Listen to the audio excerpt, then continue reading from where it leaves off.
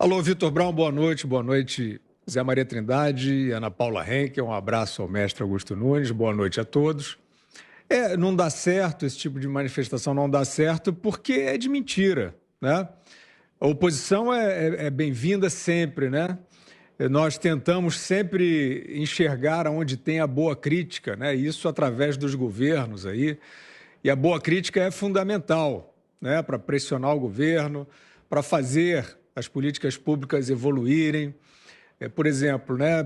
Boa parte aí desses organizadores e tal são ditos liberais. E eles deveriam, nesse momento, estar fazendo a crítica à agenda liberal do governo, do ministro Paulo Guedes, né? Onde é que estão os gargalos, né? Onde é que estão os avanços? Eu acho que, quando a opinião pública vai ficando mais esclarecida, é isso que ela espera. É nesse tipo de manifestação que ela vai confiar, né? Esse tipo de gente, quer dizer, o sujeito que sempre se apresentou como liberal, sempre defendeu uma determinada agenda de reforma do Estado, que, em geral, é o mais importante num governo, né?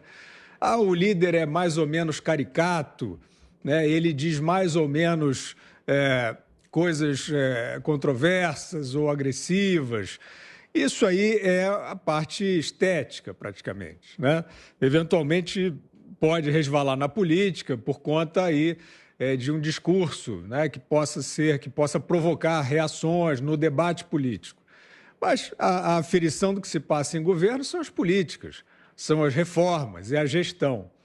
E esses que se apresentam aí como defensores do liberalismo e com agendas claras, né, que em parte estão em execução, eles resolveram desistir disso, eles resolveram fingir que nada disso acontece. Você não ouve nem o crivo, né? Olha, essa política liberal, ela precisa de uma inflexão, essa política de privatizações, né? Por exemplo, a proposição da Eletrobras aí, da capitalização e posterior privatização da Eletrobras. O que eles têm a dizer? É uma coisa central para um liberal dizer hoje. Está bom o projeto? Esse projeto está aí, está andando, proposto aí pela equipe do Paulo Guedes. Eles não querem, Vitor, avaliar nada disso. Eles não querem se debruçar sobre nada disso. Isso não sou eu que estou dizendo, é uma constatação. Eles resolveram fazer aquela claque antibolsonarista bem elementar, pueril, e hoje, com o nível de esclarecimento da opinião pública, ninguém vai atrás. José Maria Trindade, boa noite, Zé. Ficou muito pequeno mesmo, né? Muito boa noite, Vitor. Boa noite, Fiuza. Muito boa noite, Ana. Boa noite a todos.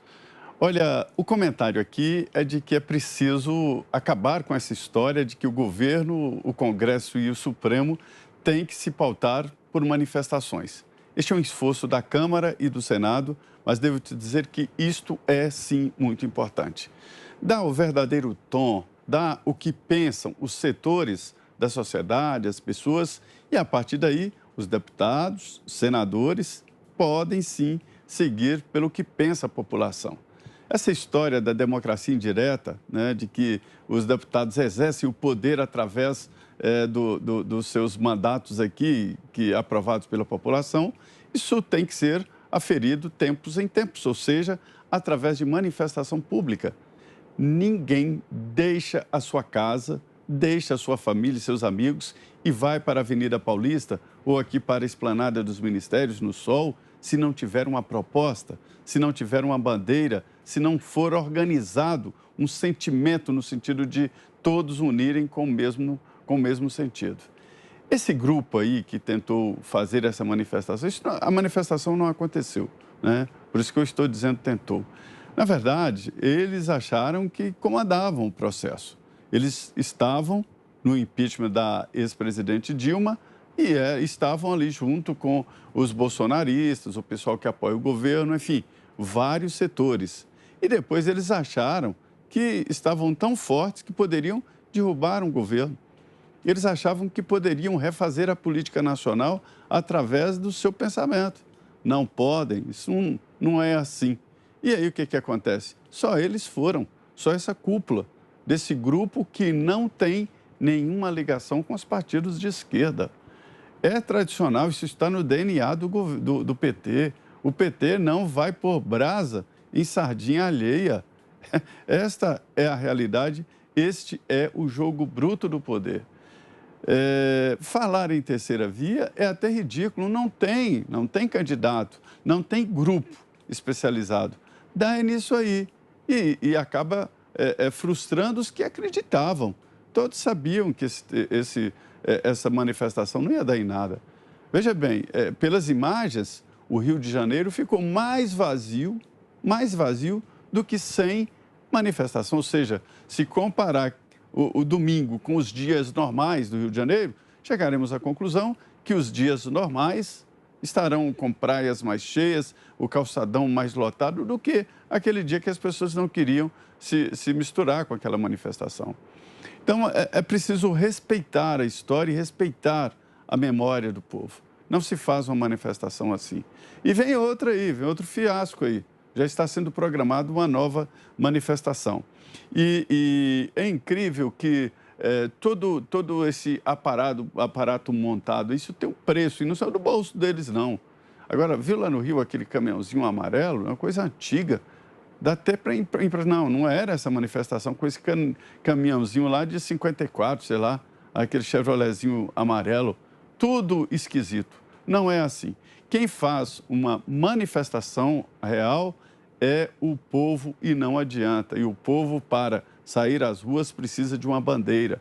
Lá atrás, nós falamos aqui, até comentando o livro do Cristóvão Buarque, que foi governador pelo PT, hoje do PDT, ele dizendo o seguinte, que a armadilha que a esquerda brasileira caiu foi de jogar fora e não ter nenhuma bandeira, e segurar a única possível, que é fora Bolsonaro ou contra Bolsonaro. Senhores, isso não é bandeira, isso não é proposta, isso não empolga o povo.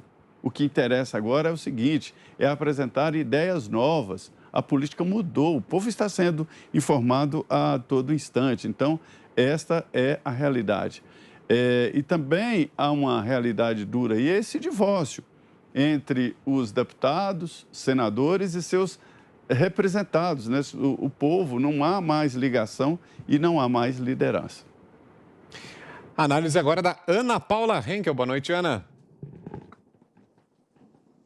Boa noite, Vitor. Boa noite, Zé. Boa noite, Fiuza. Um beijo ao nosso mestre Augusto Nunes. Eu estou com a internet um pouquinho ruim aqui hoje, mas se por acaso a minha conexão cair, a gente vai tenta voltar. E boa noite à nossa audiência maravilhosa.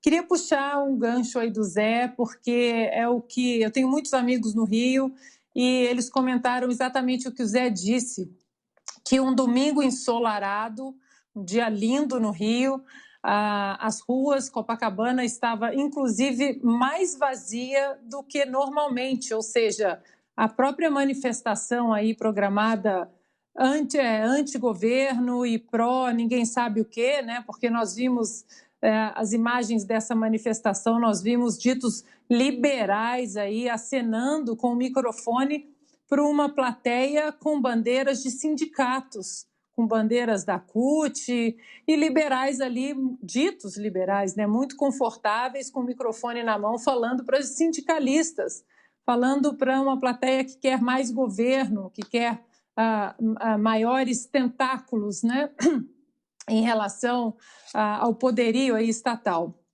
Então, muitos relataram que o Rio de Janeiro, num dia ensolarado, Copacabana, acabou ficando vazia. As pessoas deixaram de ir à praia exatamente porque haveria ali a manifestação que nós vimos que foi um fiasco.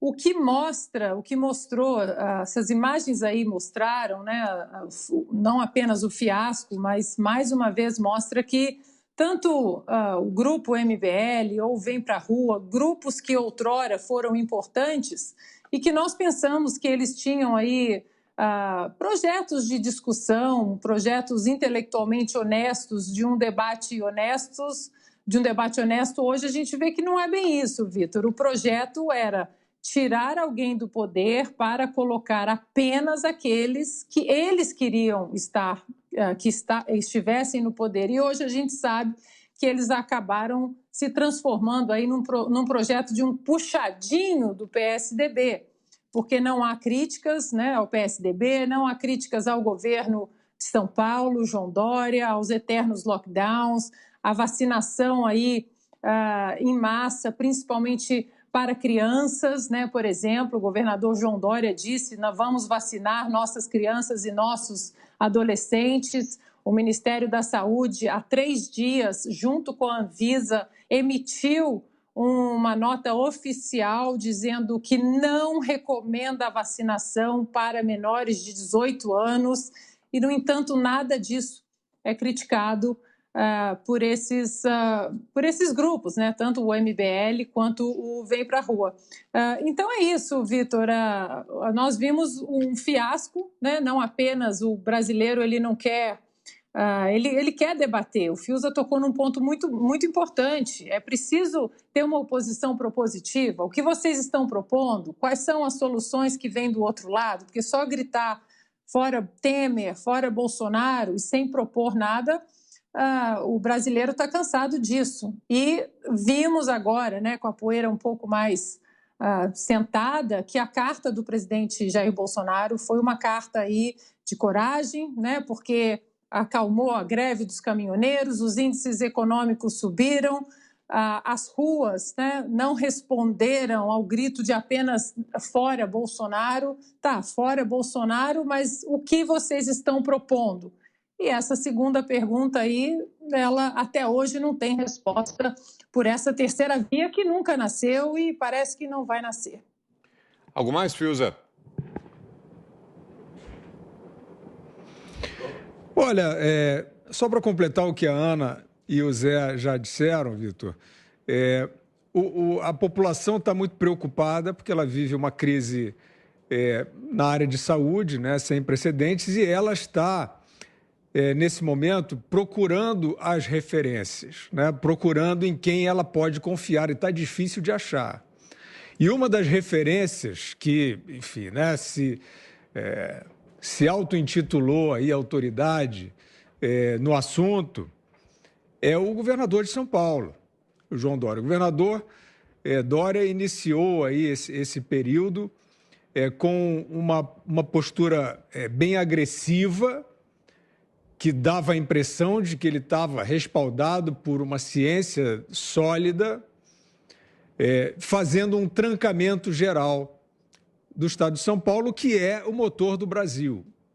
Ele saiu trancando tudo, dizendo que aquilo ia salvar as vidas. Ele chegou a dizer, insinuar e, na minha opinião, desrespeitar os empreendedores, os comerciantes, enfim, todos os agentes econômicos de São Paulo, dizendo que essa não era a hora de pensar em lucro, que aquele momento era o momento de pensar em vidas. Ou seja, era o homem empático, né? Quer dizer, o João Dória, de repente, emergiu como aquele guardião da empatia. E aí ele evoluiu com condutas,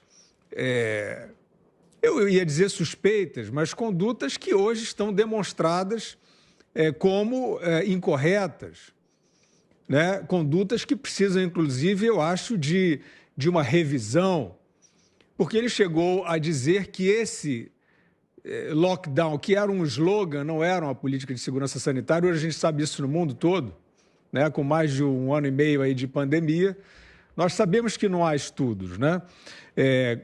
Comprovando que esse lockdown grosseiro, esse slogan, serviu como política de segurança sanitária. Nunca serviu em lugar nenhum. Quem conseguiu fazer distanciamento social organizado, protegendo vulneráveis, poucas autoridades tentaram isso, né? Inclusive no transporte, pode ter logrado algum êxito, mas as áreas mais trancadas, ou seja, no lockdown mais severo, os estudos mostram. Os estudos são eloquentes ao indicar que foram as áreas com piores quadros de enfrentamento à pandemia. E São Paulo foi uma dessas. São Paulo teve um enfrentamento à pandemia pior que a média do Brasil. Então, onde estava essa empatia, essa ciência do João Dória, que culminou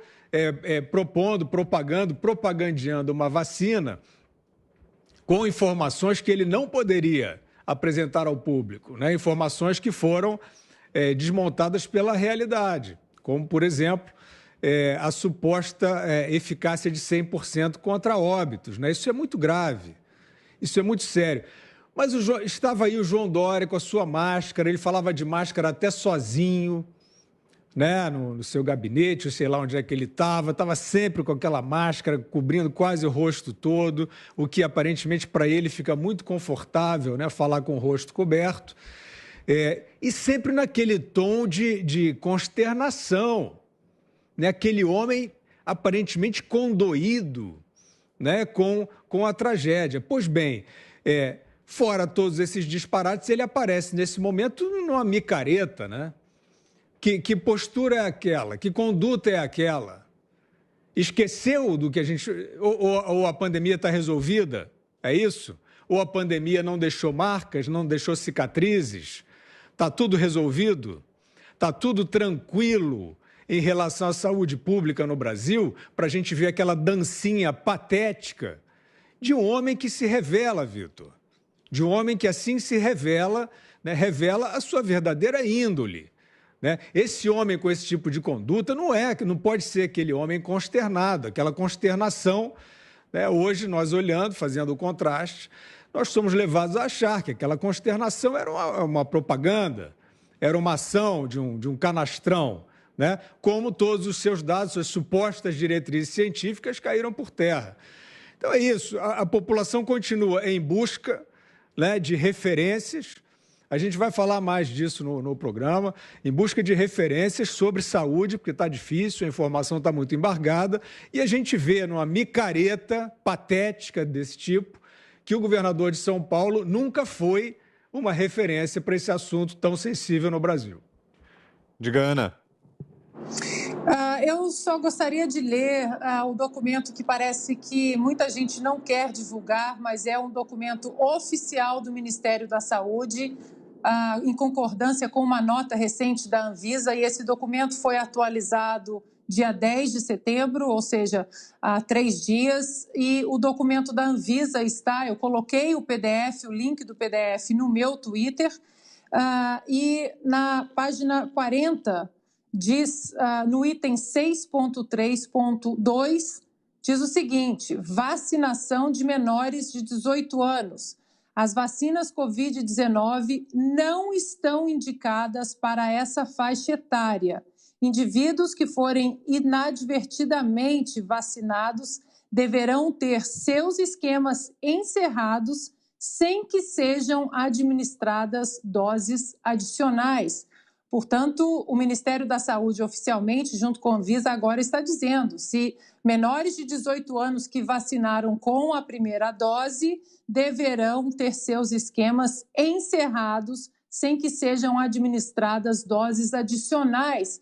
Ou seja, o Ministério da Saúde finalmente aí nesse ponto, né, seguindo a ciência, grupos que não foram estudados, crianças e adolescentes, em relação a reações adversas graves da vacina nesse grupo. O PDF desse documento do Ministério da Saúde você pode encontrar na internet, o link também está lá no meu Twitter.